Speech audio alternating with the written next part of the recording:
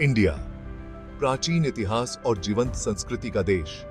यहाँ की धरती ने अनगिनत कहानियों को जन्म दिया है, जो समय के साथ विकसित होती रही हैं। सदियों तक यहाँ कई साम्राज्य उठे और मिटे। हर एक ने अपनी छाप छोड़ी और हर एक ने इस भूमि को कुछ नया दिया। गुप्त साम्राज्य के पतन के बाद इंडिया एक नए दौर में प्रवेश कर गया। यह था मध्यकालीन काल, एक ऐसा समय जब नए विचार और नई संस्कृतियां उभरने लगी। यह बदलाव का समय था, नए राजवंशों और नए विचारों का। इस समय ने इंडिया को एक नई दिशा दी और इसके इतिहास को समृद्ध किया।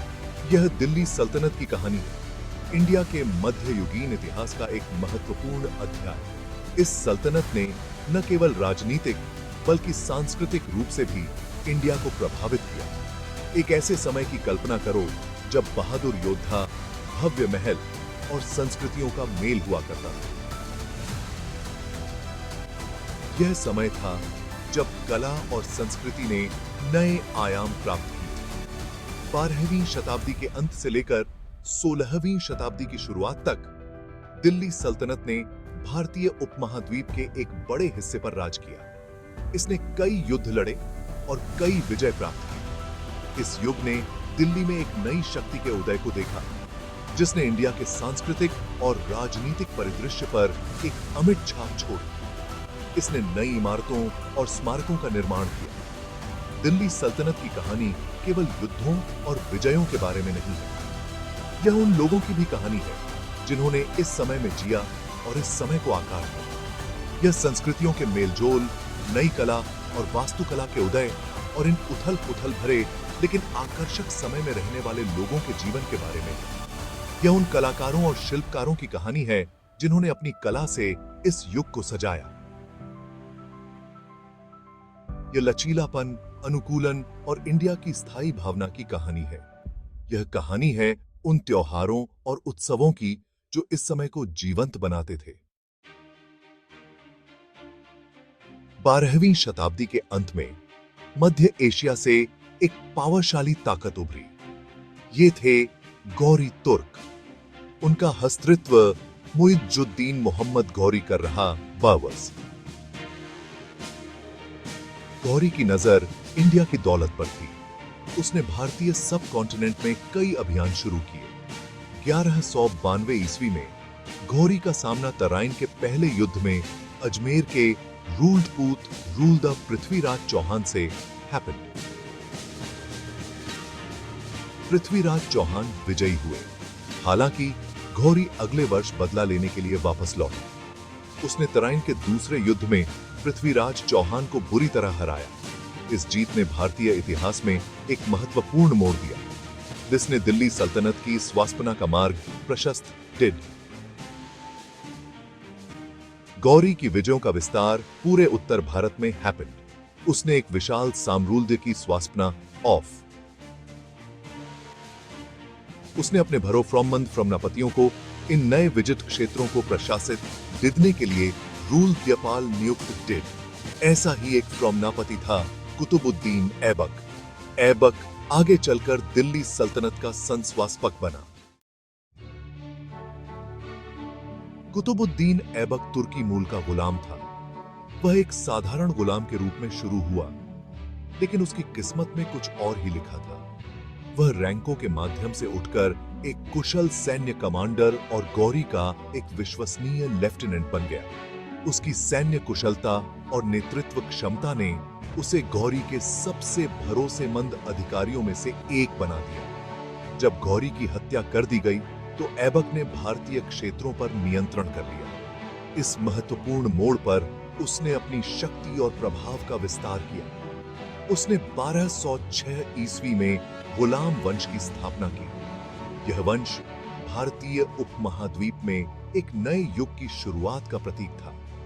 ऐबक ने दिल्ली को अपनी राजधानी बनाया। दिल्ली को राजधानी बनाकर उसने एक मजबूत प्रशासनिक केंद्र स्थापित किया। उसने एक केंद्रीकृत साम्राज्य की नींव रखी। इस केंद्रीकरण ने प्रशासनिक दक्षता और स्थिरता को बढ़ावा दिया। ऐबक अपनी उदारता और कला और वास्तुकला के संरक्षण के लिए जाना जाता है। उसने कई कलाकारों और वास्तुकारों को संरक्षण दिया।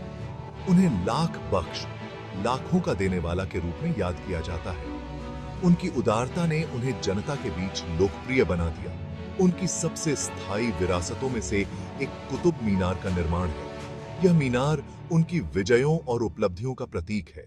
यह एक विशाल विजय स्मारक है। इसकी ऊंचाई और भव्यता आज भी लोगों को आकर्षित करती है। यह आज भी दिल्ली में अडिग है। यह मीनार समय की कसौटी पर खरी उतरी है और आज भी अपनी महिमा बिखेर रही है। दिल्ली में बनी पहली मस्जिद कुव्वत उल इस्लाम मस्जिद का निर्माण भी उनके शासनकाल में शुरू हुआ। यह मस्जिद इस्लामी वास्तुकला का एक उत्कृष्ट उदाहरण है। हालांकि ऐबक का शासन अल्पकालिक था। उनकी मृत्यु ने उनके शासनकाल को अचानक समाप्त कर दिया। पोलो खेलते समय एक दुर्घटना में 1210 ईस्वी में उनकी मृत्यु हो गई। यह घटना उनके जीवन और शासनकाल का दुखद अंत थी। अपने संक्षिप्त शासनकाल के बावजूद ऐबक ने नवजात दिल्ली सल्तनत को आकार देने में महत्वपूर्ण भूमिका निभाई। उनकी नीतियों और कार्यों ने सल्तनत की नींव को मजबूत किया। उन्होंने अपने उत्तराधिकारियों के अधीन सल्तनत के विस्तार और समेकन का मंच तैयार किया। उनके उत्तराधिकारियों ने उनकी विरासत को आगे बढ़ाया और सल्तनत को और भी मजबूत बनाया। चौथा भाग, सत्ता का समेकन, इल्तुतमिश और रजिया सुल्तान। यह वह समय था जब दिल्ली सल्तनत ने अपनी जड़ें मजबूत की और एक नई दिशा में कदम बढ़ाया। ऐबक की मृत्यु के बाद सल्तनत को चुनौतियों का सामना करना पड़ा। सत्ता का संघर्ष और बाहरी आक्रमणों ने सल्तनत को अस्थिर कर दिया।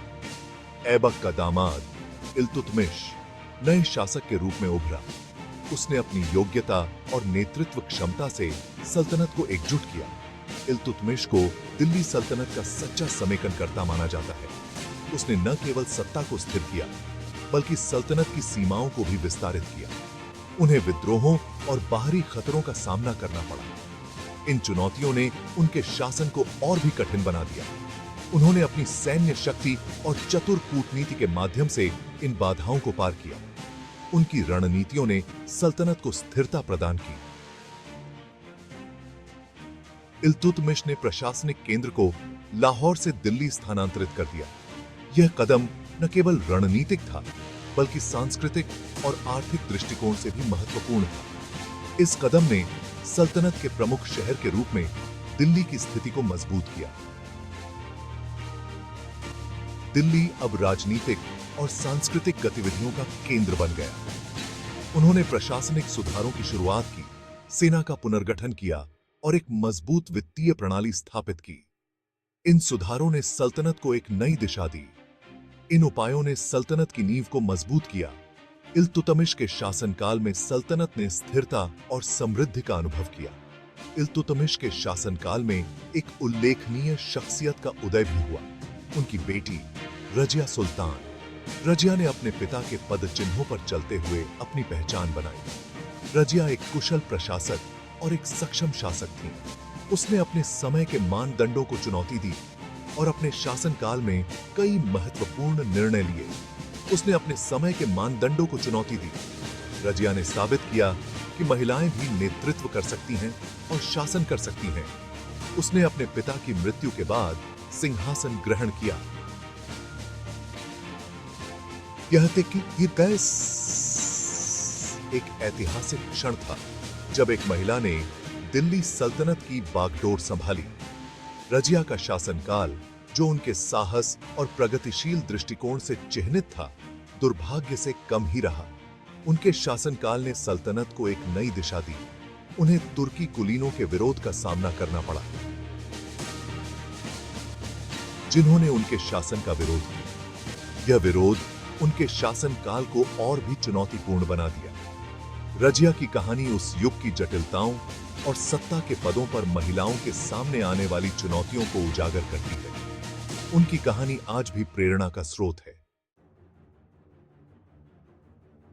पांचवां भाग, खिलजी क्रांति, अलाउद्दीन खिलजी का शासनौफल। खिलजी वंश, जो 1290 ईस्वी में सत्ता में आया, ने दिल्ली सल्तनत के इतिहास में एक महत्वपूर्ण अवधि को चिह्नित डिड। इस वंश के सबसे प्रमुख शासक अलाउद्दीन खिलजी अपने महत्वाकांक्षी सैन्य अभियानों और प्रशासनिक सुधारों के लिए जाने जाते थे। अलाउद्दीन खिलजी एक क्रूर और महत्वाकांक्षी शासक वाज। उसने दक्षिण की ओर सल्तनत के क्षेत्र का विस्तार डिड। उसने गुजरात, रणथंभौर, चित्तौड़ और मालवा को जीत लिया। इन जीत ने सल्तनत की पहुंच को पहले से कहीं अधिक बढ़ा दिया। उन्होंने अपने शासन को मेम्बाबेनुत डिडने और विशाल साम्राज्य को नियंत्रित डिडने के लिए कई प्रशासनिक और आर्थिक सुधार किए। उसने बाजार नियमों को पेश किया, आवश्यक वस्तुओं के लिए औफमतें तय औफएम और अपने अधिऑफरियों पर नजर रखने और खुफिया जान ऑफरी इकट्ठा डिदने के लिए जासूसी की एक प्रणाली स्वास्पित ऑफ। अलाउद्दीन के शासन औफल में सल्तनत को कई मंगोल आक्रमणों का भी सामना डिदना पड़ा। अलाउद्दीन की फ्रोमना ने इन आक्रमणों को सफलतापूर्वक खदेड़ दिया। उन्होंने भारत को मंगोल खतरे से बचाया।